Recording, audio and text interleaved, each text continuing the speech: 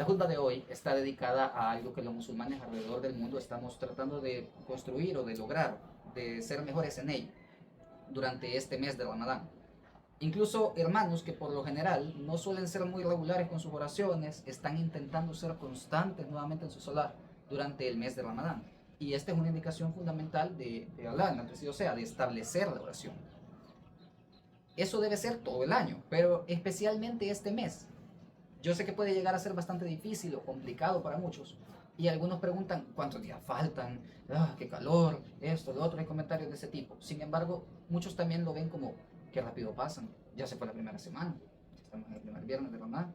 Alhamdulillah, un rato más y estamos a la mitad, por ejemplo. Este es el momento para incrementar nuestra fe, para mejorar aquellos aspectos de la misma con los que no hemos estado satisfechos, con los que sabemos que no complacen a Allah subhanahu wa ta'ala. Es nuestra oportunidad para reconectar con nuestro Señor, y esa conexión, parte de ese pacto con Él, es la oración. Veámoslo así, en el Corán, acerca de la oración, Allah incluso compara la oración con nuestra fe. Cuando los creyentes rezaban hacia Jerusalén, que fue la primera qibla, la primera dirección hacia la que se rezaba, y luego cambió hacia Meca, hacia la ciudad de Meca. Allah Azawajal dice en Surah Al-Baqarah, ley 143, Él no dejará de recompensarlos por su fe. Podría haber dicho por sus oraciones, porque se refiere a la dirección que se usaba para el rezo, está hablando del salat. En otras palabras, para Allah, la fe y la oración significan prácticamente lo mismo. De igual manera, cuando se refiere a alguien que se aleja de la fe, dice, no aceptan la verdad, por ende no oran. Es decir, que para Allah, la ecuación que Allah hace en el Corán es que las personas comprometidas con la oración son las mismas personas que aceptan la verdad de esta revelación, por lo cual la oración no es simplemente otra cosa que nos está prescrita y ya, es actualmente el Islam en sí mismo.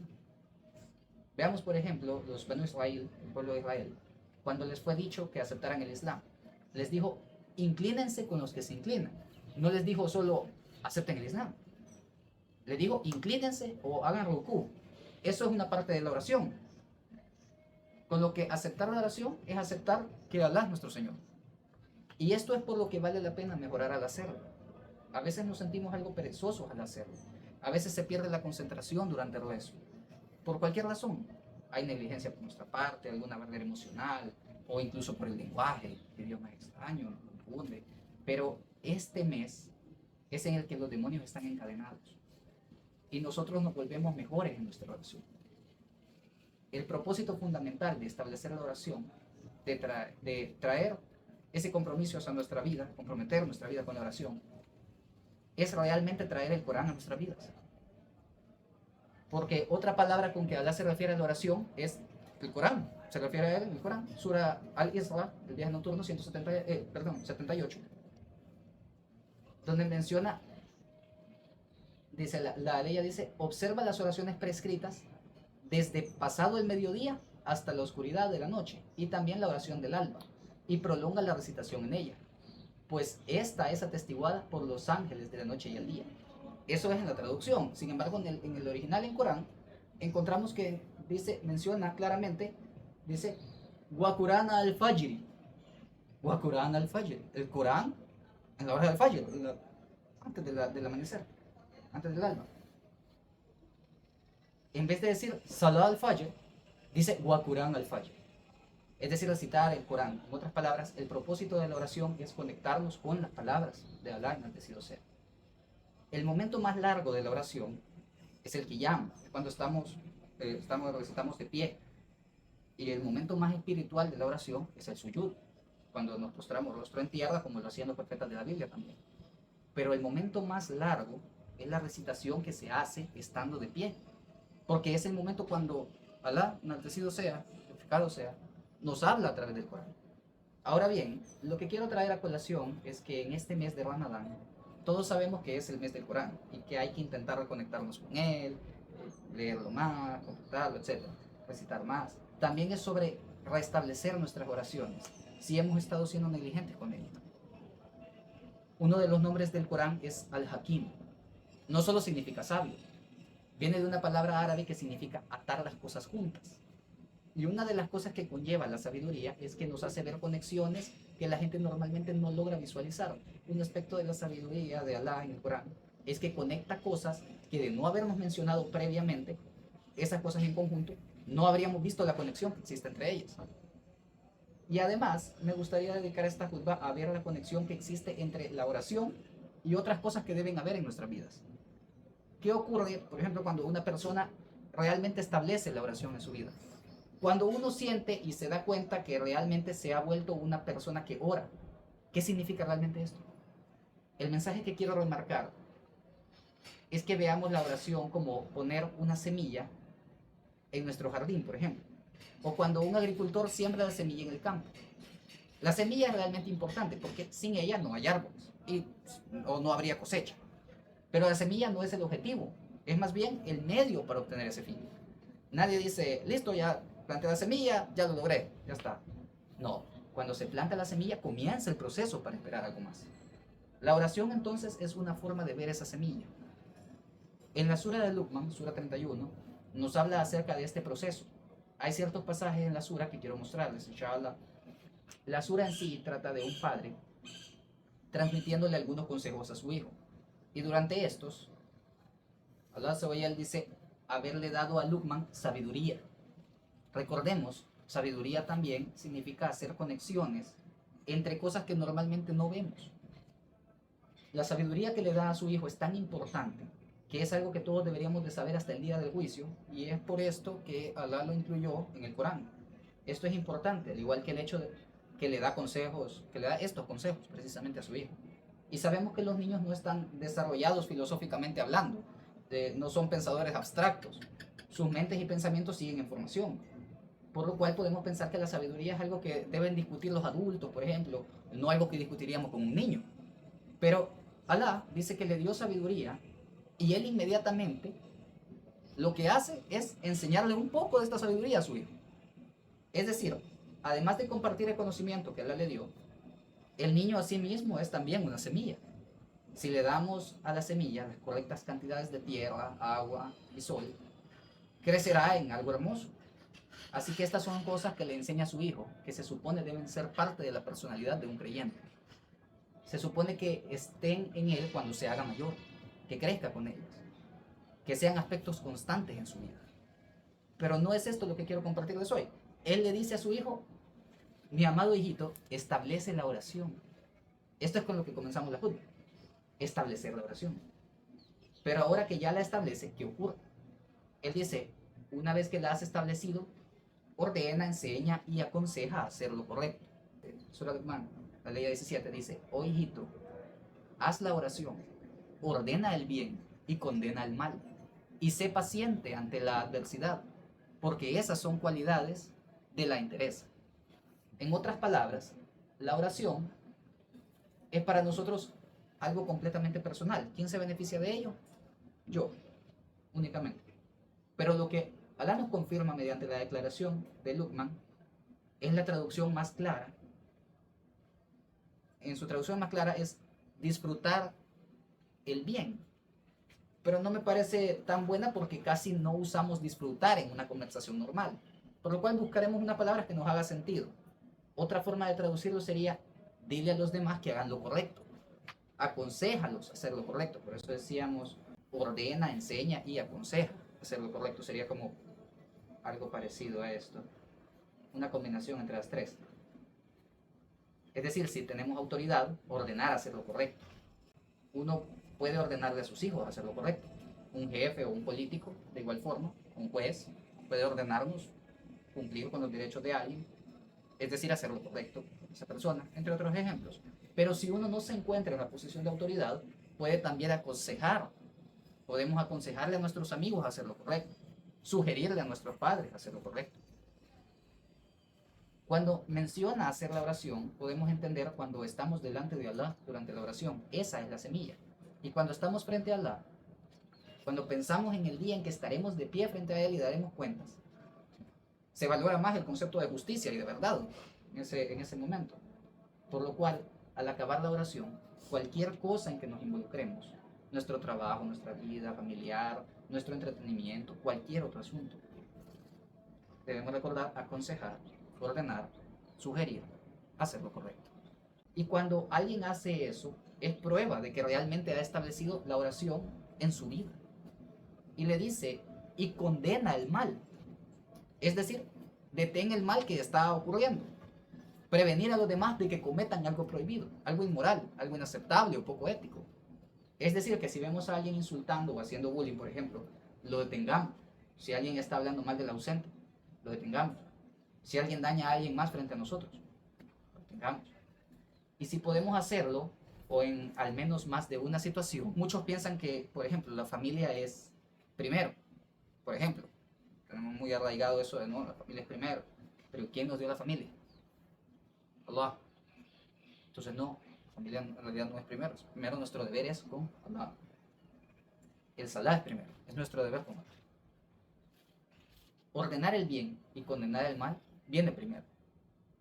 Esta es la conexión que Allah hace dentro de la oración y fuera de la oración. ¿Saben lo que pasa cuando esta conexión se pierde? Alguien podría ser que rece y aún así haga lo incorrecto, afuera, al caminar. O alguien reza y ve que cosas inmorales o incorrectas ocurren frente a él, pero no las arregla, no las corrige. Incluso no le aconseja a nadie hacer las cosas bien. Se excusa diciendo, no, no es asunto mío. Los profetas vieron cosas erróneas, incorrectas, y las corrigieron. Y a muchos le dicen, ¿tu oración te ordena esto? Sí, la oración nos ordena esto. La respuesta es sí. Como Moisés que detuvo al egipcio que estaba maltratando al hebreo. Establecer la oración, ordenar lo bueno, condenar lo malo. Ahora bien, se lo está diciendo a su hijo. Digamos, un niño de unos 10 años. Y pensemos que está en la escuela y ve que está haciéndole bullying a un compañero, le están haciendo bullying a un compañero. Y dice, no, ustedes no pueden hacerle esto. Por detenerlos, termina padeciendo el bullying también. Y cuando uno detiene el mal hacia alguien, ese mal, lógicamente, se vuelve hacia uno. Uno se convierte en el blanco de todo eso. Y le dice sobre esto, su padre Luqman le dice, ten paciencia ante la adversidad, cualquiera que sea el resultado. Por tanto, la oración nos cambia desde el interior y por ende cambia nuestro alrededor también, cambia nuestro exterior. Y este cambio lógicamente atraerá aquello a lo que se opone. Incluso si es el bullying hacia un niño que trató de detenerlo. Pero su padre le dice, hiciste lo correcto, está bien, sé paciente. El niño no pensó, ok, si me meto luego la van a agarrar conmigo, mejor me quedo callado. A veces pasa en las familias, era por lo que mencionaba, lo de las familias primero, a veces ocurre que en las familias hay un miembro que tiene la boca demasiado grande, por decirlo así, comienza a insultar o criticar demasiado a otros miembros de la familia o ser demasiado hiriente con sus comentarios y uno podría pensar, si le digo que se detenga va a seguir conmigo. Pero Alá nos ordena establecer la oración, ordenar lo bueno, ser paciente con las consecuencias de ello. Esto es lo que significa cuando la oración se vuelve parte de la vida de una persona. Digo estas palabras y pido perdón a Allah por todos nosotros. Pidan ustedes perdón también. Entonces, ¿qué es lo que pasa cuando establecemos la oración en nuestra vida? Nos volvemos más fuertes. Ese es el propósito de la oración. Es una de las cosas más importantes que uno puede alcanzar en la vida, porque es la base para alcanzar muchas más. Ser constantes en nuestra oración, comprometernos en lo correcto, prohibir, alejarnos y alejar a otros de lo mal y ser pacientes con las consecuencias de ello. Incluso en el Corán, Alá nos dice que esto es un enorme logro. Solo eso en sí mismo. Dice que quien lo alcance es una persona de éxito. Suena a una personalidad muy fuerte y capaz. Alá no dice solo recen, dice establezcan la oración. La palabra que se traduce como establecer se refiere a sostener algo en pie, como erigir una columna, por ejemplo, en construcción, un pilar, que si el edificio se tambalea, el pilar va a seguir en su sitio y por ende la construcción también. Y a lo que se refiere es que uno se vuelve fuerte por su oración. Y luego de esto, hay algo que me gustaría remarcar. La duda se basa en dos aleyas. Una es la 17, que es la que ya leímos, que si alguien se pregunta cuál es la filosofía educativa para los niños en el Islam, es esa ley. Si podemos educar niños con esta personalidad, excelente, estamos bien. No importa si les falta algún conocimiento técnico o sobre la religión en ese momento, no hay problema. Si aprenden esto desde jóvenes, van a poder aprender todo lo demás. Esta es la sabiduría que Allah ordena que le enseñemos a nuestros hijos. Y la otra ley dice, no rechaces a la gente y no andes por la tierra como un arrogante. Dios no ama a los presumidos ni a los engreídos. qué se refiere con no rechazar a la gente? El término en árabe que utiliza aquí se podría traducir también como no te frustres con la gente, no te sulfures con la gente. Ten un nivel mayor de paciencia que los ignorantes. Vamos a conocer gente problemática toda nuestra vida. No vamos a perder la calma por ellos. La gente nos dirá cosas molestas o comentarios desde su punto de vista, con cierta ignorancia de nuestras circunstancias, sin pensar, toda la vida lo van a hacer. La ley se refiere a no molestarnos por lo que los demás digan o hagan. O no puedo creer que dijera eso, reaccionar de esta manera, no puedo creer que me dijo esto, que hiciera esto conmigo, pasar molesto por ello constantemente. Es a lo que se refiere esta ley también. Cuando dejamos que eso nos afecte, todas nuestras conversaciones giran alrededor de ellos y de lo que nos han hecho o de lo que nos han dicho. Y posiblemente tengamos razón y han hecho o mencionado algo incorrecto. Pero la idea aquí es que eso no debe obsesionarnos. Si conectamos ahora las dos leyes, significa que si nos mantenemos firmes en lo correcto, esto se debe a que alguien está haciendo algo mal. Cuando uno tolera algo, significa que uno es blanco de esto malo que se está haciendo. Y justo después de eso, Allah nos dice, no rechaces a la gente. No gires tu rostro de ellos. No te agites por ello. No hacemos esto por la gente en sí, o por hacer a la humanidad mejor. Eso simplemente no está en nuestras manos. No tenemos el control sobre eso. Soportamos esto porque la oración nos da valor para hacerlo. Cuando rezamos, pensamos en la gente a nuestro alrededor.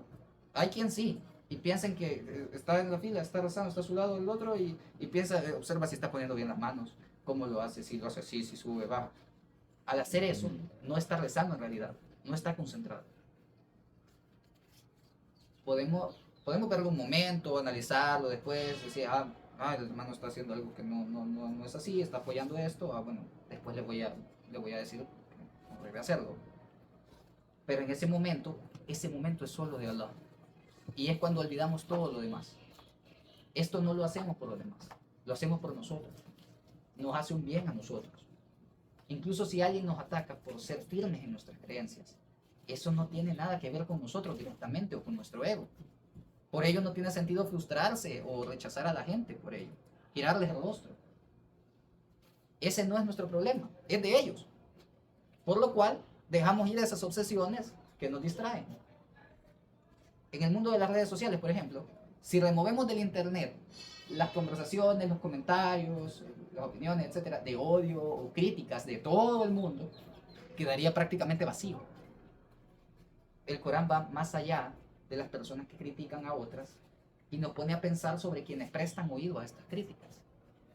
Los que disfrutan leer estos comentarios con odio, quienes se disfrutan que destruyan a otras personas. No rechaces a las personas o deja ir tus obsesiones con la gente. Critícate a ti mismo primero. Eso tiene la oración. Cuando alguien se compromete realmente con ello, cuando alguien se preocupa más por concentrarse en su salah, por observar a sí mismo si está colocando bien las manos, si está concentrado, si está viendo dónde va a poner la frente, etc. Observa menos a otros de lo que se observa primero a sí mismo. O cuando comenzamos diciendo que algunas personas hacen tal cosa o tal otra, eso desde ahí significa un problema. ¿Saben quién se preocupa por esas personas? ¿Quién los ha creado? Y volverán a él. Allah se preocupa por ellos. Allah incluso no menciona a quienes dicen cosas erróneas, solo menciona como ellos dicen. Los incrédulos, tal cosa, dicen esto. ¿Quiénes? Los incrédulos, ¿quién? Con la excepción de Abu Lahab. ¿Cuántos insultaron al profeta? ¿Cuántos no estuvieron en su contra? No lo menciona, solamente a uno. No debemos obsesionarnos con la gente y lo que dice o hace. Debemos aprender a criticar, condenar y remediar comportamientos, acciones, declaraciones. Esto es lo que debemos criticar. Y observemos algo, todo esto que hemos hablado es fruto de ¿qué? De la semilla plantada al inicio del Hurma, la oración. Y el último detalle que quiero compartirles ahora es acerca de cuando dice, y no andes por la tierra como un arrogante. Pero nuevamente el término árabe esconde significados interesantes. La palabra que se ocupa aquí se refiere a cuando algo se suelta fácilmente. La usaban para una flecha, por ejemplo, que salía fácilmente del arco. O sobrellenar un recipiente y este rápidamente se rebalsa. Es decir, la idea es de que se refiere a algo que es muy reactivo, produce una reacción repentina. La sabiduría que Allah nos regala aquí es: no vayas por la tierra reaccionando a todo tan a la ligera, no seas impulsivo. Algo que, como, ¡ah, qué horror! ¡Qué terrible esto! ¡Ay, qué lindo esto! Me encanta. De un momento a otro, constantemente, pulgar arriba, pulgar abajo, juzgando y criticando todo de inmediato. Es como estar en un centro comercial y ver que un niño le hace berrinche a los padres y que están teniendo un momento difícil para controlarlo, y soltar un comentario ácido como: algunas personas no saben cómo controlar a sus hijos. O algo parecido, cuando quien lo dice puede que no tenga ni siquiera hijos, que no sepa nada sobre la crianza, o incluso le haya dado muchos problemas a sus padres a esa edad. No sabe si está enfermo o si pasa algo. No, simplemente ya se hizo un juicio al respecto. Es juez y verdugo al instante. Es decir, no hay por qué volvernos jueces de la gente. Otro ejemplo sería el de saludar a alguien y al ver que no contesta, no devuelve el saludo, soltar un comentario sobre que es un maleducado, cuando no sabemos si no nos oyó, porque tiene algún daño en el oído, o simplemente estaba distraído o muy concentrado. A evitar esto se refiere: y no camines por la tierra como un arrogante, es decir, criticando gente y sacando conclusiones de inmediato, sin saber nada del contexto, o sin que sea realmente algo importante para nosotros. Y en torno a esto es que giran las redes sociales y el internet hoy en día. Y hay muchos que aprovechan de eso, de volvernos impulsivos o reactivos. Y podemos acabar comprando cosas innecesarias por impulso, tomando malas decisiones por ser impulsivos, no decidiendo esperar, reflexionar adecuadamente. Por ejemplo, consultar a alguien que conozca al respecto. O llegar al punto de no aceptar, buscar este asesoramiento que necesitamos, porque pensamos que nosotros somos lo suficientemente expertos para juzgarlo. No camines sobre la tierra siendo un arrogante. Y la ley acaba con: porque ciertamente Alá no ama a los presumidos y engreídos.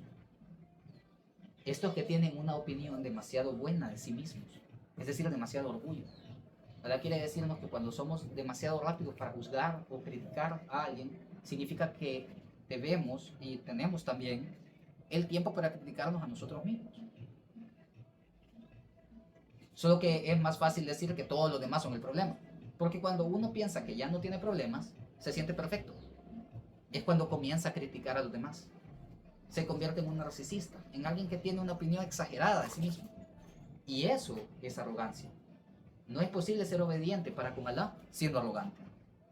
Fue el pecado de Iblis, recordémoslo. Pero volvamos a la semilla de todo lo anterior, es la oración. ¿Qué pasa cuando no cultivamos esta semilla? Crece la arrogancia. ¿Y cuál es el fruto de cultivar esta semilla? La humildad. La humildad es lo que nos permite tratar con diferentes tipos de personas sin salir demasiado afectados, incluso si son hostiles hacia nosotros. Todo se basa únicamente en dos aleyas o versículos de Sura Luqman, capítulo 31 del Corán. Los invito a leerla completa, es bastante corta y contiene muchísima sabiduría. Ahora comprendemos también que sabiduría es encontrar esa conexión entre cosas que pensamos que tal vez estaban inconexas. Los invito también a aprovechar este mes de Ramadán, en el cual estamos tanto más enfocados en cultivar esa semilla. Y le pido a Allah que nos permita dar los frutos de esta semilla como se supone que debe ser. Que Allah nos convierta en gente de sabiduría, gente de oración, que nos aparte de la arrogancia, de las falsas expectativas acerca de nosotros y de los demás. Amén. Que Allah los bendiga, a todos los recompense. Estas fueron mis palabras. Pido perdón a Allah por cualquier error que haya cometido, por mí mismo y para todos los creyentes, hombres y mujeres. Que la paz esté con todos ustedes.